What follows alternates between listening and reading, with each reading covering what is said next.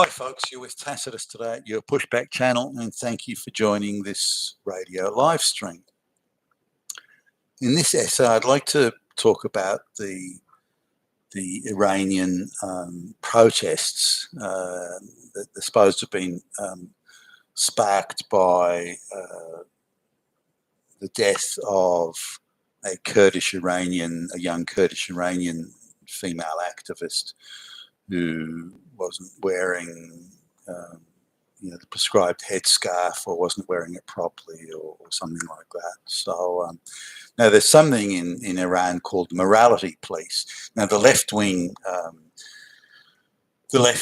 media and the globalist media scream and cry and carry on about this morality police. I mean, what an outrageous thing, a fucking morality police.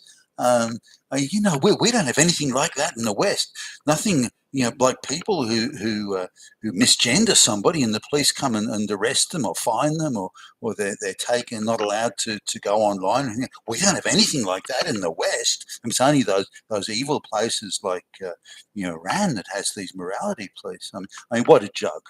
This fucking morality police crawling all over the West. Anyone who opposes or questions globalization is attacked by the morality police that are all shot through big tech and the public service and elsewhere.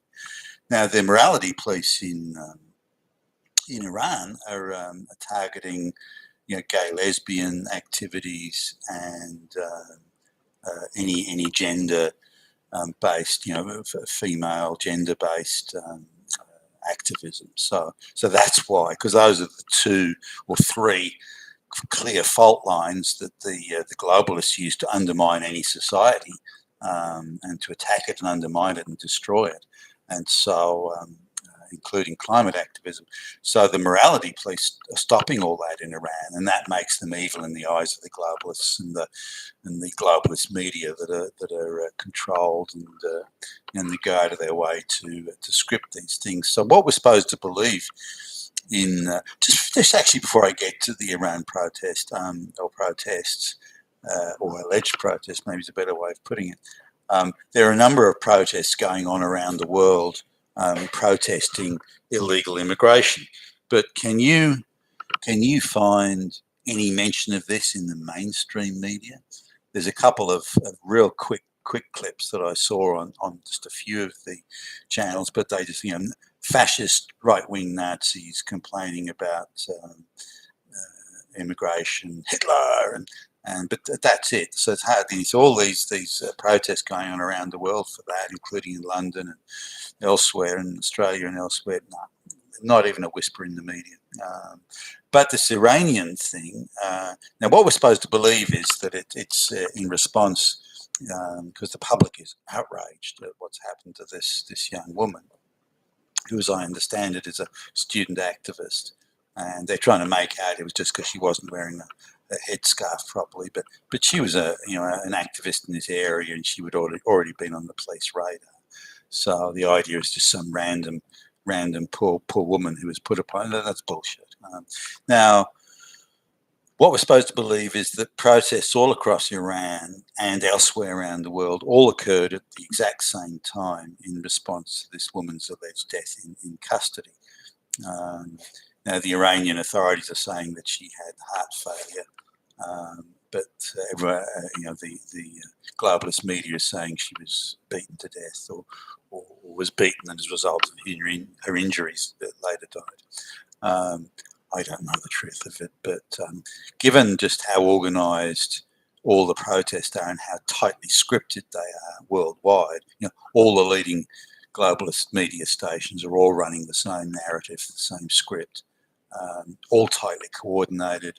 All the protests are clearly very well organised, quite slick. So they're the international NGOs and the United Nations, those sort of outfits are clearly behind it, stage managing the whole thing. But we're supposed to believe it's some sort of spontaneous uprising due to the outrage of the treatment this morning. Oh, what a load of bullshit. This is a clearly internationally choreographed, stage managed piece of narrative development and theatre to embarrass and annoy and irritate Iran in the same way they're going out of the way to irritate and annoy Vladimir Putin. So Iran's the biggest and most successful Islamic nation state, and the most likely nation state to provide leadership for the other Islamic nation states. It's also one of the wealthiest. So they're the main threat to globalization in the region, and they've got to be brought down or embarrassed or so. Now, the best way to of course, crush, undermine, and destroy any society is, again, the big five: climate, race, gender, and gay, lesbian, and transphobic or trans people around. So those are the five pillars, and that's what the West and the globalized, the globalization goons, that's what they want to do to Iran. You insert that. But while they've got this morality police there, it's really hard to do that in Iran. And they've been installing NGO activists all around Iran. Some of them have been arrested, who've been stirring up trouble and doing the agitating, and women who've left Iran and come to the West who've now got dual passports. They then bring them back as activists to stir up trouble because they speak Farsi, whatever the language is.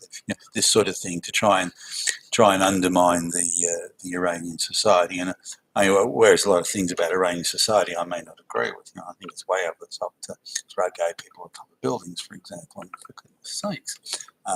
But I hope they resist and successfully resist all attempts by the globalists to undermine and crush their society. And I wish the morality police every success in their endeavour as a result of that. Now, if the globalists have a problem with Iran, they can sit down, they can talk, and they can try and work something out. But the idea of using insurgents and all sorts of espionage and so on to undermine society, I just don't agree with that. I don't think it's the way to go. You've been a Tacitus today, your pushback challenge. Thank you for listening.